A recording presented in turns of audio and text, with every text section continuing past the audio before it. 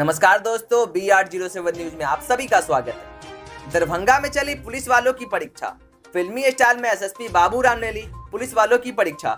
इसके लिए वे एक बाइक पर सवार होकर सिविल ड्रेस में थे और उन्होंने वायरलेस के द्वारा सभी थानों में सूचित कर दिया था कि एक बाइक पर 2 लोग सवार है, हुलिया बताते हुए कि वे लोग सतर्क रहे और उन पर कार्रवाई करने की बात कही। और इसके बाद एसएसपी बाबूराम ने कई जगह भ्रमण किया और उन्होंने देखा कि कई जगह थाने की पुलिस सतर्क थी तो कई जगह लापरवाही भी बरती गई। कई थानों की पुलिस ने एसएसपी बाबूराम को रोका। उनके बाइक तथा बाइक पर सवार 2 व्यक्ति की हुलिया जिस तरह बाबूराम ने समझाया था उन्हें रोककर पूछताछ भी की, लेकिन जब बताया गया कि वे बाबूराम है तो उन्हें सम्मान के साथ छोड़ दिया गया। इसी के साथ कई अन्य स्थानीय पुलिस ने लापरवाही बरती, जिसमें सदर तथा मब्बी की पुलिस रही।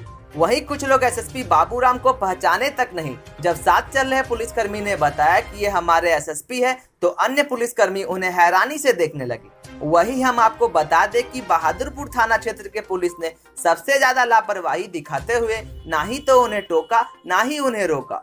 इस दौरान कोई भी पुलिस बाइक पर सवार व्यक्ति को पकड़ने के लिए तत्पर नहीं दिखी। एसएसपी वहां काफी देर खड़े रहे मगर कोई भी पुलिसकर्मी ना ही उन्हें नोटिस किया, जिसके बाद एसएसपी ने उन सभी को बुलाकर पूछताछ किया तथा 5 को सस्पेंड भी कर दिया।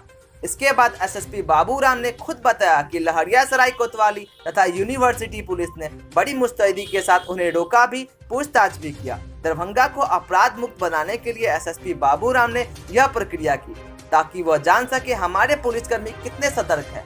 अगर आपको ये वीडियो अच्छा लगा हो तो वीडियो को लाइक करें और दरभंगा और बिहार से जुड़े और न्यूज जानने के लिए हमारे चैनल को सब्सक्राइब करें।